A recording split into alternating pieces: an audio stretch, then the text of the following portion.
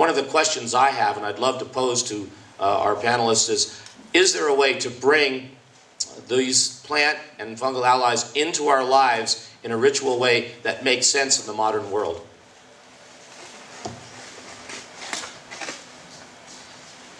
Making sense in the modern world is a big task.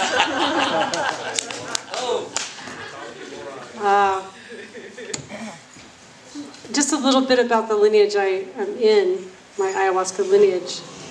Because I am a mutt, an old world, new world mutt, I seem to attract the mestizo lineage, and that has really worked for me. It's very American. I speak for South America when I say that because they consider themselves Americans. And the South Americans that I work with are mestizo, and their lineage, the lineage I'm in, can be directly traced with names back 150 years. However, they say this particular lineage that we're in goes back 16,000 years with these particular songs that we sing. And so the lineage has an unusual amount of women in it, for whatever reason, which I know the Shipibo people you work with, it's often quite balanced with women. And I know that local regional connections with plants is very much woman-centered. Anyway, in our bioregion, I believe, there are a lot of women herbalists and wonderful men herbalists as well, so it feels pretty balanced that way. So I think mestizo culture, just speaking as a mestizo myself, in particular, we have both a drive and a need to make sense of the modern world because we have a little bit of both in us, the ancient and the modern. And that reflects in our lineage very strongly.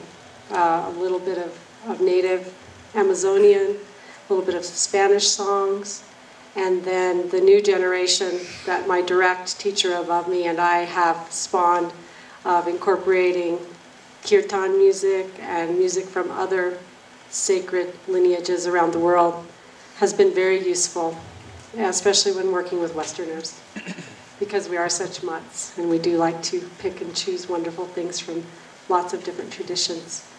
That has helped us a lot to make sense of our own psyches, our own mixed heritage psyches in the Americas, to touch base with Sanskrit, for instance, ancient languages, Shipibo language, Jivaro languages, Quechua language, Spanish language, and English songs.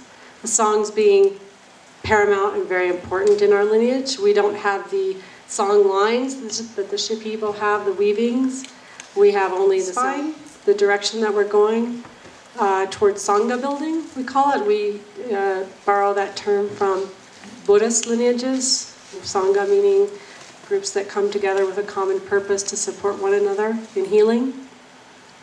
So this is a pretty radical takeoff from Amazonian shamanism, and in that sense we're very non-traditional, and in another sense we're very traditional in that we sit in the dark like the Peruvian Amazonian shamanism lineages, and we sing certain songs at certain times that fit the mode or the essence or the energy of the evening for certain healings.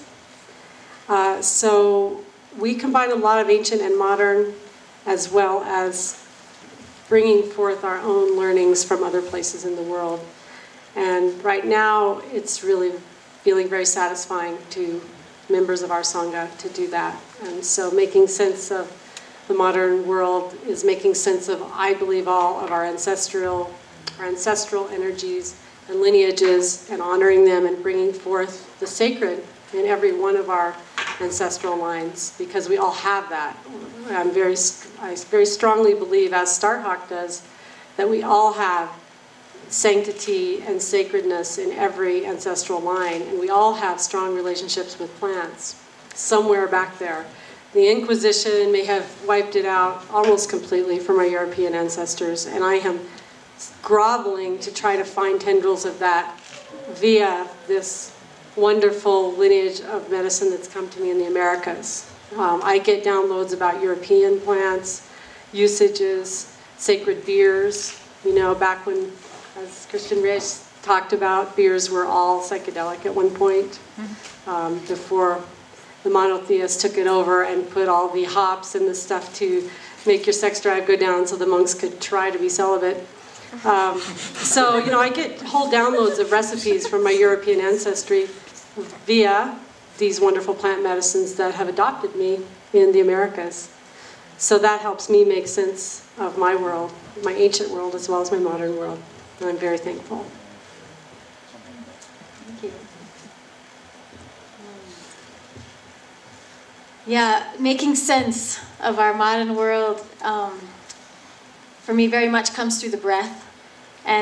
But what's fun about our connection to plants, especially plants that take us on journeys, when I was actually in college, I had a college class where our entire class, it was the professor's birthday, we went out for a week. It was a class called Global Ecology, and we went out and camped out for a week and climbed some peaks and studied global ecology, and it was his birthday, and so there was a sharing of mushrooms for the whole class, and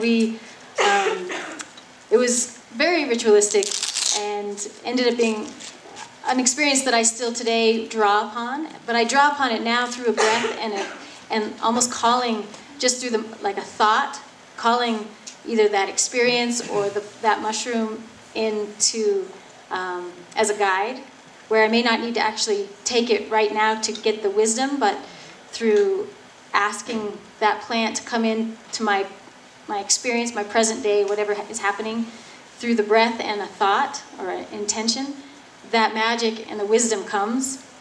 And just recently I spent time in the Grand Canyon, and I was with a lot of datura, sleeping with datura and the Jimson weed, which is a moonflower plant. It's a very powerful plant. Very powerful plant. And my friend had eaten several, in his lifetime, had experimented with the plant by ingesting it. And I found myself, and also even other plants, I find myself at this stage where I'm at in my life and my relationship with plants, that my relationship is energetic with the plant itself as a being, and communicating and feeling I like the word pattern that you mentioned, but feeling the energy of this plant and what does it have to share at this time of my life, that we both find ourselves on this sandy beach in a dry, hot climate.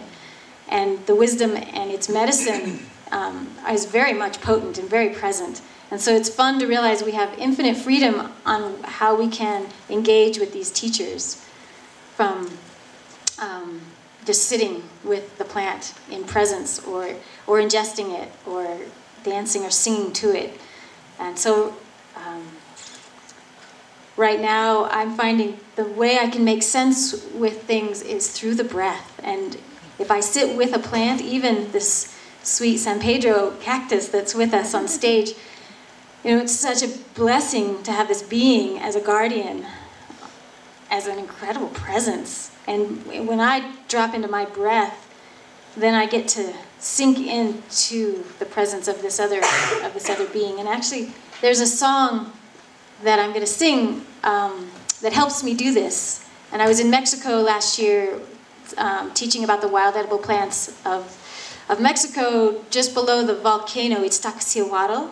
And I was hiking to this waterfall, and this song came through, and it was a way of bringing myself first in connection with myself. Sometimes I, as we all can get spun out and forget that, oh, who am I? And so bringing ourselves in connection with ourselves first through the breath, and then second, relaxing into our relationships with the other, the people, the plants, our land, the stars.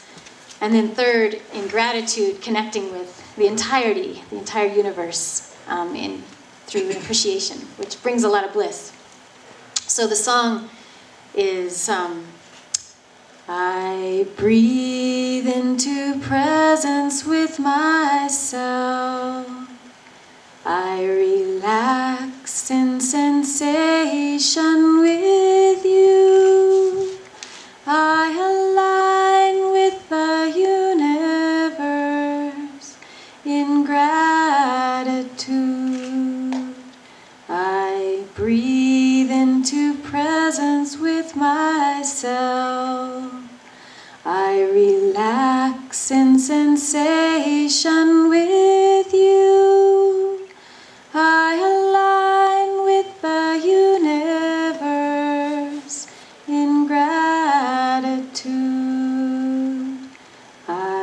Breathe.